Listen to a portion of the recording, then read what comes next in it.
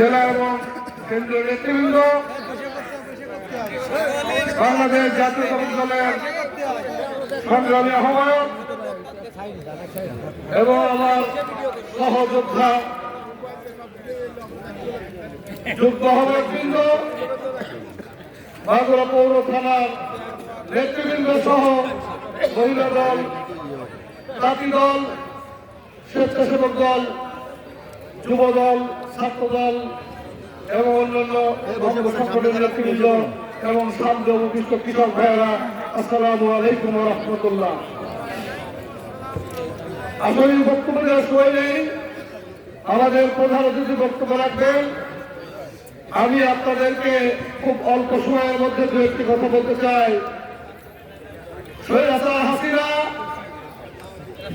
আমাদেরকে শিখিয়েছিল একটি স্লোগান, শ্রী শ্রী হাসিনা লজ্জায় বাসিনা, না বলেছে?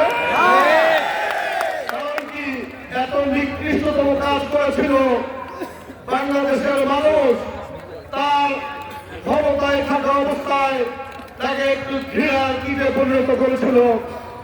সেই স্বৈরাচারী হাসিনার পেট্রোল বাহিনীর গুলিতে আপনাদের ইন্ডিয়ার একটি যোদ্ধা মারুফ হোসেন মিঠু তার আত্মত্যাগ করেছিল, শহীদ হয়েছিল। আমরা তার বিদায়ী আত্মার প্রতি সমবেদনা জ্ঞাপন করি এবং আল্লাহর কাছে তার আত্মার মাগফিরাত কামনা করি।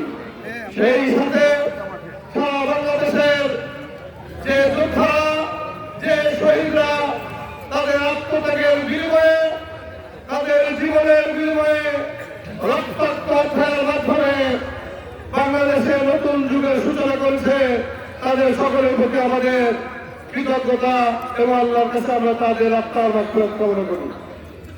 সাথী ও বন্ধুরা,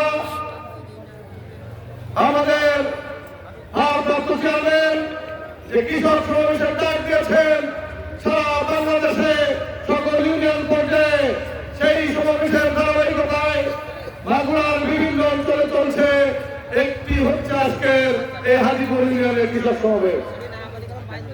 আমরা জানি কৃষকদের যে সমস্ত সমস্যাগুলো আছে, অনেকে ইতিমধ্যে বলেছেন, আমাদের প্রধান অতিথিও বলবে। আমি একটা বলি যে আমাদের নেতা ঘোষণা দিয়েছেন সকল কৃষকের জন্য শস্য বীমা পলিসি করা হবে। কারণ কি জানেন, আপনারা তো সবচেয়ে বেশি সমস্যা ভোগেন তিনটা জিনিসে। একটা হচ্ছে সার, আর একটা হলো বীজ, আর একটা কি বলেন সেচ। তো আপনারা এই তিনটা প্রবলেমে মেনলি ভোগেন। তো আমি ওর মধ্যে শস্য বীমা কেন বললাম, কারণ বীজ সংকটে অনেক জায়গায় আপনারা পারেন না আপনাদের সত্যিকারের বীজ রোপণ করতে, এবং এটা পত্রিকায় পরপরই লেখা হইতে থাকে। সেই জন্য আমাদের নেতা যে চিন্তা করেছেন, সেই চিন্তা এটা শুধু মুখের জন্য বলা না, বাংলাদেশের ইনশাল্লাহ আগামী রূপকার, বাংলাদেশে যে নতুন চিন্তা নিয়ে আসবেন, আপনারা সবাই তার চিন্তার সাথে কি একমত আছেন? দেখান তো, দুই হাত তুলে দেখান আপনারা সবাই তার একমতের সাথে আছেন। আমরা ইনশাল্লাহ সবাই থাকবো। সবাইকে ধন্যবাদ। বন্ধুরা, বক্তব্য আর দীর্ঘায়িত করবো না। যে ষড়যন্ত্র চলছে আলমগীর উল্লেখ করেছে ইতিমধ্যে, এই ষড়যন্ত্র কিন্তু আমাদের খুব অত্যন্ত সূক্ষ্ম দৃষ্টি রাখতে হবে। আমরা যে কোনো প্রকার আওয়ামী ষড়যন্ত্র এবং ভারতীয় রাজ চক্রান্ত এই সামনে এই কৃষক আন্দোলন সহ সকল পর্যায়ের নেতা কর্মীদেরকে মাধ্যমে নস্যাৎ করে দিব। এই হোক আজকের অঙ্গীকার। সবাইকে ধন্যবাদ।